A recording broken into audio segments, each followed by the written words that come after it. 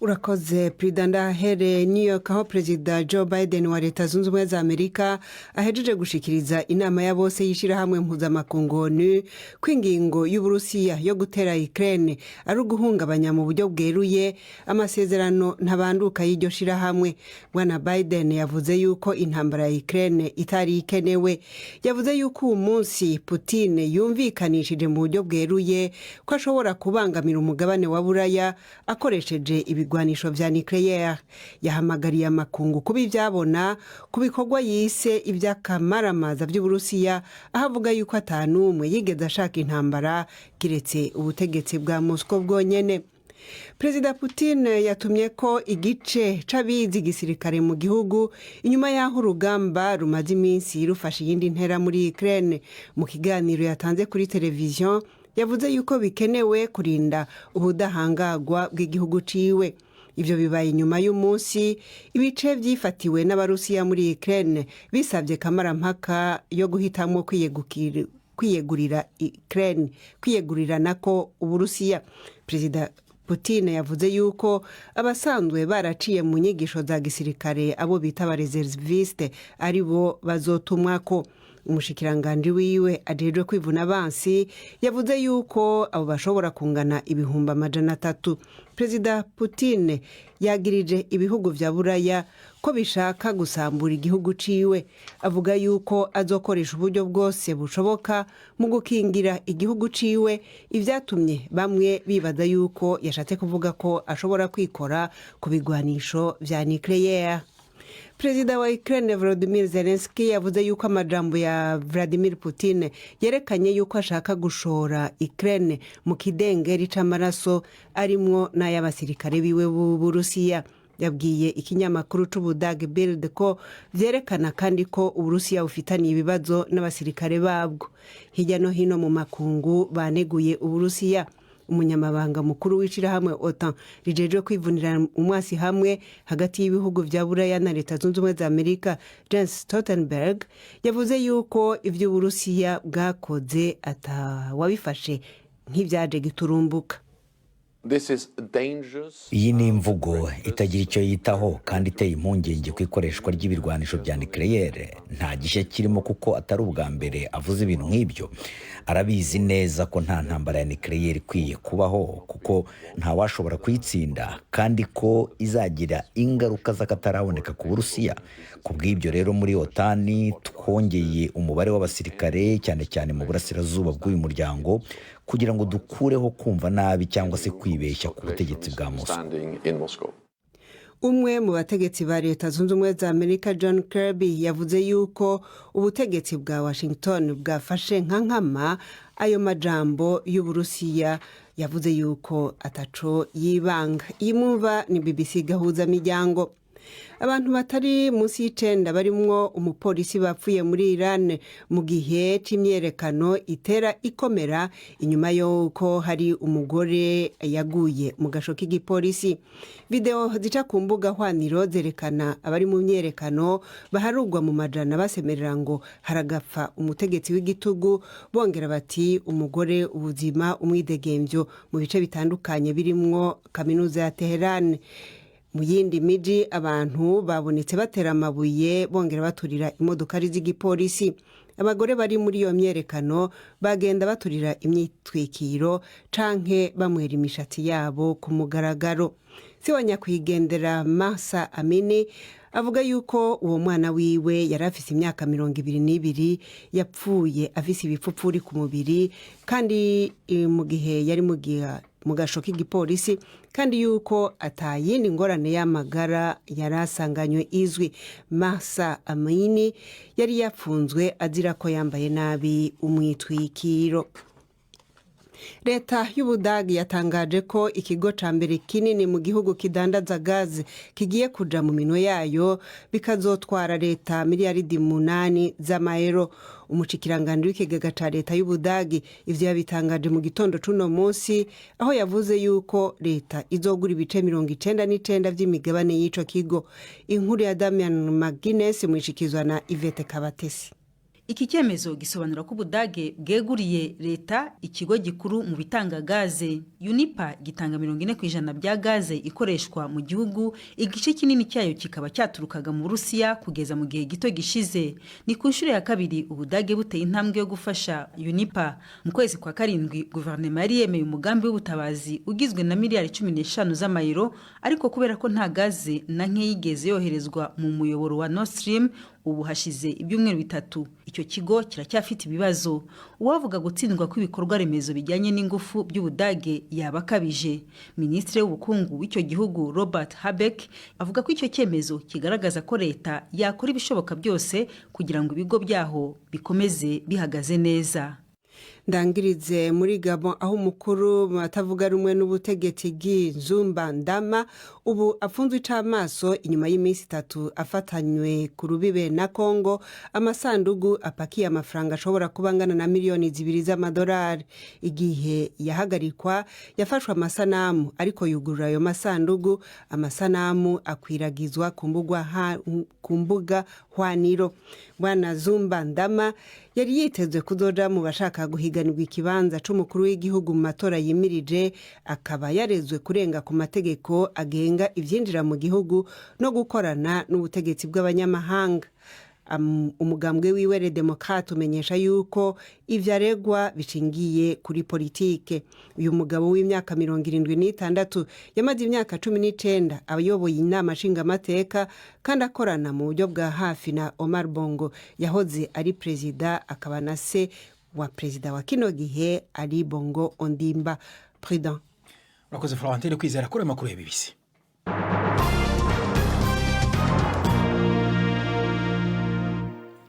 Iyakaze ku makuru arambuye duhera ko yavugwa mu karere k'Ibigabigari. Perezida wa Repubulika ya Demokarasi ya Kongo Felix Tshisekedi yashinje u Rwanda kuvogera igihugu cye runyuze nk'uko yabisobanuye mu magambo ye umutwe w'iterabwoba wa M23 yerega u Rwanda rwamye ruhakana. Ibyo bwana Tshisekedi yabitangarije mu nteko rusange ya Loni iri kubera i New York. Yasabye umuryango mpuzamahanga gufasha mu kurangiza ibibazo by'umutekano muke mu burasirazuba bwa Kongo. Yashinje u Rwanda ko kuva mu kwezi kwa gatatu uyu mwaka ngo rwongeye gushotora igihugu cye mu gufasha umutwe w'inyeshyamba wa M23 mu buryo bw'ibikoresho n'abasirikare rurenze ku mategeko mpuzamahanga. Inkuru irambuye murayumva mu ijwi rya Prime ndi ku magenge. Subwa mbere abategetsi ba Kongo bagiriza u Rwanda gushigikira umuhari M23 no kuvogera ubutaka bw'ico gihugu, ariko Perezida Felix Tshisekedi avuga ko ubu noneho yabivugiye ahantu hafise insiguro ikomeye mu buzima bw'isi mu nama ya bose yishira hamwe mpuzamakungu ONU. Tshisekedi yavuze ko nubwo igihugu ciwe gifise ubushake bwiza bwo kubana mu mahoro n'ababanyi, bamwe muri bo atakindi ciza babonye co gushimira Kongo ataragasomborotso no gufasha imigwi yitwaje ibigwanisho ikora iterabwoba iyogoza ubuseruko bw'ico gihugu.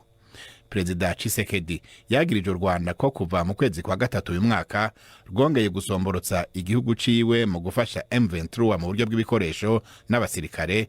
U Rwanda ivyo rwakomeje kubihakana, ahubwo rwo rukagiriza ingabo za Kongo gukorana n'umugwi FDLR ugizwe n'abahunze u Rwanda bahejeje gukora genocide yo mu 1994 kandi n'ubu babandanya guhungabanya umutekano w'ico gihugu.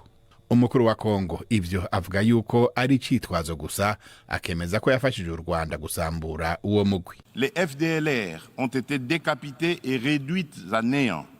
FDLR yaciye umutwe ihinduka ubusa binyuze mu bikorwa abasirikare ba Kongo bagiye bakoranira bya hafi n'abo Rwanda mu myaka mike ishize.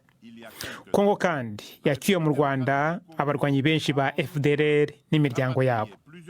Ubu rero abanyekongo baribaza bati iyo FDLR ivugwa ni yihe? De quel FDLR parle-t-on? Mu kwezi k'umunani uwo mwaka umugwi w'abahinga ba ONU wasohoye icegeranyo uvuga yuko ufise ibimenyetso bikomeye ko ingabo z'u Rwanda zagwanye hamwe n'iza M23 zinabaha ibigwanisho nk'uko byatangajwe n'amatorokanirizo y'amakuru AFP na Reuters. Ico gihe leta y'u Rwanda yavuze yuko ataco yovuga ku cegeranyo kitarasohoka kandi kitaremezwa. M23 nayo yakomeje kuvuga yuko leta y'u Rwanda atanu rushinge iyiha kandi ko kuba leta ya Kongo yita uwo murwi w'iterabwoba ataco biubwiye. Pweme ndi ku magenge, BBC Gahuza Miryango, Nairobi. Wakoze Prime Ndikumagenge. Perezida w'u Rwanda rero Paul Kagame uyu munsi nibwo yavuze ijambo rye muri iyo nteko nyuma y'iryo Tshisekedi yari yavuze ejo kuwa kabiri. Yasabye umuryango w'abibumbye gushaka uburyo bwo gukemura ibibazo by'umutekano bishingiye ku muzi w'ibyo bibazo aho guterana amagambo. Ari Yusufu Mugenzi yakurikiranye iryo jambo rya Perezida Kagame, twavuganye mu kanya gashize, ntangira mubaza niba Kagame yasubije Perezida Tshisekedi. Ntacyo yasubije ku magambo yavuzwe na Tshisekedi nk'uko maze kuyumva mu nkuru Prime yateguye, ariko nawe yasubiye ku kibazo cya Kongo mu buryo ubona ko bunyuranye n'ibyo Tshisekedi yavuze, kuko we aravuga ati ntabwo bikwiye guterana amagambo, ahubwo bikwiye ko ikibazo cyo mu burasirazuba bwa Kongo umutekano wacyo washakirwa umuti uhereye ku muzi utera ibyo bibazo. Ntabwo Perezida Kagame w'u Rwanda rero yigeze avuga ku buryo butaziguye ibirego bya Perezida Felix Tshisekedi. Ntabwo abivuze, ariko we yanenze imyifatire y'amahanga, cyane cyane umuryango w'abibumbye mu gukemura ikibazo cya Kongo. Yagarutse kuri ziriya ngabo za Loni avuga ko zimaze imyaka 20 ziri muri kiriya gihugu, akavuga ati kugeza ubu nta kintu gikomeye cyafashe ku bijyanye n'umutekano w'u Rwanda, kuko u Rwanda rwakomeje gukorerwaho ibitero kandi izo ngabo zihari. Reka twumve Perezida Kagame uko yabisobanuye. Mu buseruko bwa Repubulika ya Demokarasi ya Kongo, gusubira guhungabana k'umutekano guheruka kwarafashije kwerekana yuko ikibazo cy'umutekano kiriyo mu by'ukuri ataho gitaniye n'icyariho haraciye imyaka 20 igihe inteko za ONU zihagarariye amahoro za mbere nyinshi kandi zitwaye uburyo bwinshi zarungikwa. Ibi byatumye ibihugu bibanye cyane cyane u Rwanda bishikirwa n'ingaruka z'ibitero njabukambibe kandi byari gushobora kwirindwa. Birakenewe ubu bwa vuba yuko haboneka ugushaka kwa politike kugira noneho haboneke umuti w'imvonyazo zihungabana ry'umutekano mu buseruko bwa DRC. Gutana kumwikomo ntibitorera umuti ikibazo. None Mugenzi, Perezida Kagame hari igisubizo yigeze atanga mu ijambo rye kuri Loni ku bijyanye n'iki kibazo cya Repubulika ya Demokarasi ya Kongo mu burasirazuba bwayo? Uretse gusaba ko Loni yahaguruka igashaka ibisubizo by'umutekano mu burasirazuba bwa Kongo, avuga ko kandi birashoboka kandi mu buryo budahenze ku bijyanye n'amafaranga n'ubuzima bw'abantu. Ati ibyo nibyo bikwiye gukorwa. Urebye warashaka ko cyakemuka hakoreshejwe inzira y'ubwumvikane aho gukoresha intwaro. Mu Rwanda, Edouard Bamporiki wahoze ari umunyamabanga wa leta ushinzwe umuco muri Minisiteri y'Urubyiruko n'Umuco yasabiwe gufungwa imyaka 20 n'izahabu ya miliyoni 200 ku byaha bya ruswa ashinjwa. Urubanza rwaburanishijwe n'urukiko rwisumbuye rwa Nyarugenge kuri uyu wa gatatu. Yashinjwe ibyaha bibiri: kwaka no kwakira indonke ndetse no gukoresha ububasha ahabwa n'amategeko mu nyungu ze bwite. Bwana Bamporiki waburanye yemera ibyaha, yatakambiye urukiko kumubabarira ngo kuko yafashije inzego z'ubutabera. Mugenzi wacu Yves Bucyanare mu cyumba cy'urukiko gukurikirana urwo rubanza adutegurira inkuru. Mu gusobanura ibyaha, umushinjacyaha yagaragarije urukiko rwisumbuye rwa Nyarugenge ko icyaha cyo gutanga no kwakira indonke kigendanye n'amafaranga Bamporiki ngo yahawe n'umucuruzi Gatera Norbert ubwo yari amaze gusaba umujyi wa Kigali kumufasha gufungura uruganda rwe rw'inzoga rwafunzwe kubera kutuzuza ibisabwa. Umushinjacyaha yavuze ko Bwana Bamporiki yahawe amafaranga miliyoni 5 zirimo 3 ze n'ebyiri zagombaga guhabwa umuyobozi wungirije w'umujyi wa Kigali. Bamporiki wemera icyaha cyo kwakira indonke akanagisabira imbabazi yabwiye urukiko ko ataragambiriye kwakira ruswa, ko ahubwo icyo yakoze ari uguhuza uwo mucuruzi yita inshuti ye n'umujyi wa Kigali kugira ngo urwo ruganda rufungurwe. Ku cyaha cyo gukoresha ububasha ahabwa n'itegeko mu nyungu ze bwite, umushinjacyaha yasobanuye ko ubwo umugore w'uwo mucuruzi Gatera yari yatawe muri yombi, Bamporiki yamusabye miliyoni 10 kugira ngo amufunguze. Umushinjacyaha agashingira ko Bamporiki ubwe yabyiyemereye ubwo yabazwaga mu bushinjacyaha. Bamporiki yavuze ko icyo yakoze ari ubuvugizi, ko atigeze ategeka cyangwa ngo abwiriza abantu icyo bakora. icyo gihe ngo yahamagaye muri RIB ababaza niba uwo mugore bamufite, bamusobanurira n'icyaha yakoze, nyuma ararekurwa. Umuryango wa Gatera umuha miliyoni 10 zo kumushimira. Metere Habyarimana wunganira Bamporiki yavuze ko mu buryo bw'amategeko uwo yunganira nta cyaha yakoze kuko nta bimenyetso bigaragaza ko yasabye cyangwa yakiriye indonke. Ubushinjacyaha bwanzuye busaba urukiko kwemeza ko icyaha cyo gusaba no kwakira indonke gihama Bamporiki hamwe n'icyo gukoresha ububasha ahabwa n'itegeko mu nyungu ze. Mu guhuza ibihano bamusabira ko muri rusange yahanishwa igifungo cy'imyaka 20 n'ihazabu y'amafaranga miliyoni 200 z'amanyarwanda. Bamporiki yahawe umwanya ngo agire icyo avuga ku bihano asabiwe, avuga ko ari igihano gihanitse cyane, ko aramutse agihawe nta kintu yaba kimariye u Rwanda. Asaba urukiko kuzabisuzumana ubushishozi rugaca inkoni zamba. Ni mu gihe umwunganira yasabye urukiko ko nirubibona ukundi rwamukatira igihano cy'imyaka 5 isubitse. Umucamanza avuga ko urubanza ruzasomwa ku itariki 30 z'uku kwezi. Mu ntangiriro z'ukwezi kwa gatanu uyu mwaka nibwo Perezida Paul Kagame yahagaritse ku mirimo ye Edouard Bamporiki. Kuva icyo gihe kugeza ubu akaba yarafungiye iwe mu rugo. Yves Bucyana, BBC Gahuzamiryango i Kigali. Tuva i Kigali twambukire mu Burundi. Ishyirahamwe rishinzwe kurwanya ibiturire cyangwa ruswa mu Burundi Orcom rirasaba ko abataherutse kwinjira muri guverinoma mu Burundi iminsi 15 itahera batarajya mu rukiko rw'ikirenga gutangaza imitungo binjiye mu butegetsi bafite nk'uko amategeko abibasaba. Perezida w'u Burundi Evariste Ndayishimiye aherutse guhindura abagize guverinoma ye, yinjiramo 5 bashya. Mu cyumweru gitaha nibwo iyo minsi 15 iteganywa n'itegeko izabirangiye. Orcom ivuga ko kubahiriza iyo ngingo biri mu nzira y'intwari ibereye no kurwanya ibiturire mu gihugu. Twavuganye n'umukuru wa Orcom Gabriel Rufyiri atangira asobanura mugenzi wanjye Jacques Niyitegeka icyo amategeko avuga kuri iki kibazo.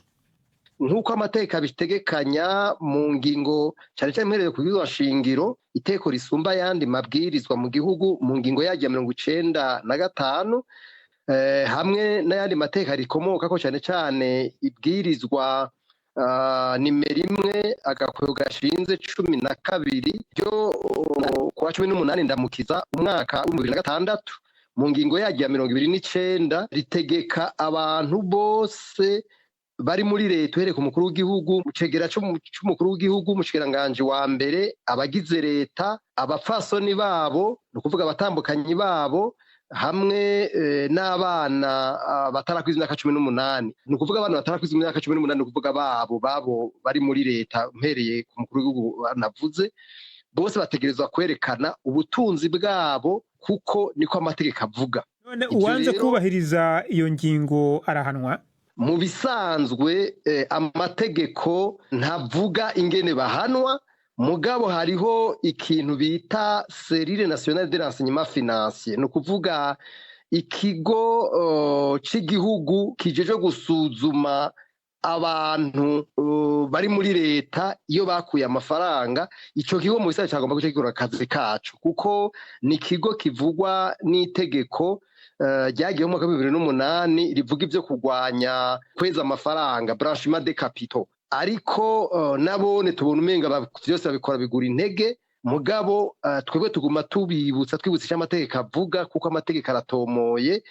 Kutabikora no guhonyanga ibizwa shingiro ni ibintu bigaragara n'ibintu biboneka n'ayandi mategeko arikomokako. Kujya kumenyesha ibyo abategetsi batunze bikorwa ku mugaragaro ku buryo umuntu wese amenya ko babikoze. Kumuvuga muti abafite iminsi 15 twagombye kuba bari mu kubikora. Tubikurikirana ku munsi kuko niyo bagenda kubasaba kubijana. Mbere ndabibukije mu mwaka wa 2005 intwaro ya CNDF batanguye gutwara, baragenda mbere bagatuma ko n'amateleviziyo bakugira ngo baherekane ubutunzi bwabo, ariko babikoza akanya gato. Mbere umukuru w'igihugu yarari cyo geniwe yatanguye n'abandi barakurikira.